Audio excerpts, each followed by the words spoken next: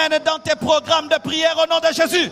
Que Dieu te ramène dans le jeûne au nom de Jésus. Que Dieu te ramène dans les veillées au nom de Jésus. Que Dieu te redonne la force de t'agenouiller et d'élever tes mains. Que Dieu t'accorde à nouveau la force de vibrer dans sa présence et de pleurer dans sa présence. Lorsque dans une église, les gens acceptent l'appel à l'intercession, on ne force plus rien dans le culte.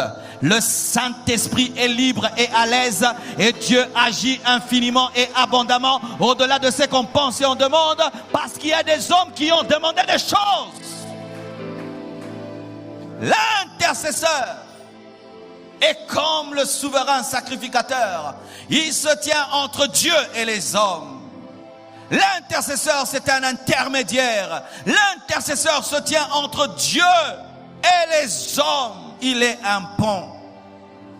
Ainsi, un homme, même s'il n'est pas prophète, s'il a un intercesseur, il peut prophétiser. Parce qu'à force de parler à Dieu, il finit par recevoir des paroles de Dieu. Un vrai intercesseur est toujours prophétique. Toujours prophétique. Toujours prophétique.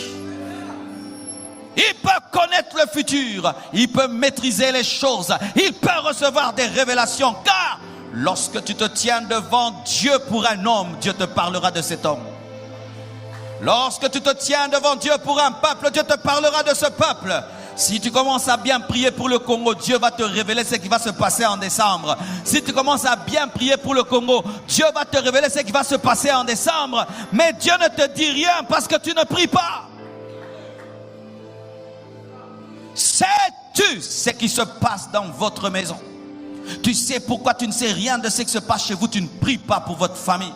Tu sais pourquoi tu ne sais rien de ce qui se passe dans la vie de tes enfants? Tu ne pries pas pour tes enfants. Tu sais pourquoi tu ne sais rien de ce qui se passe dans les cœurs du pécheur et tu n'as rien à dire au pécheur parce que tu ne pries pas pour le pécheur. Un prédicateur qui prie pour les pécheurs aura des paroles à dire au pécheur. Pourquoi? Il était en contact avec celui qui a créé le pécheur.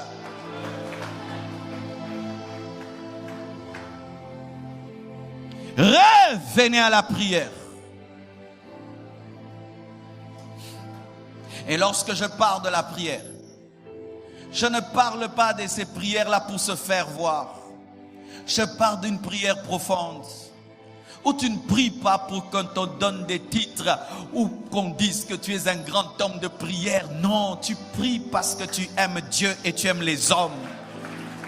Où tu n'as pas besoin de dire, j'ai intercédé pour toi. Non, tu aimes les hommes et tu aimes Dieu. Tu aimes te tenir devant Dieu. Tu aimes parler à Dieu des hommes. Tu aimes intervenir entre Dieu et les hommes. Tu aimes cela. Tu aimes voir dans la vie d'un homme l'exaucement que Dieu t'a donné dans le secret. Lui, il danse, il chante, mais il ne sait pas que tu as passé toute la nuit en train de demander une chose pour lui. Si tu n'intercèdes pas, quelqu'un va mourir. Si tu n'intercèdes pas, quelqu'un va mourir. Si tu n'intercèdes pas, le malheur va atteindre quelqu'un, ce sera ta faute. Dieu va te demander le sang des gens. Frères et sœurs, je vous assure, si les chrétiens priaient bien, il y a des choses qui arrivent dans les quartiers qui n'allaient pas arriver. À côté de chez nous, il y a une mosquée. Chaque 4 heures du matin, la mosquée commence. Et il prie à chaque 4 heures du matin. Il prie à la 4 heures du matin, tous les jours. Une mosquée. Mais il y a des chrétiens qui prient de temps en temps, qui cherchent Dieu des fois. Dieu ce soir cherche une deuxième personne, un guerrier dans la prière. Ou quand tu pries,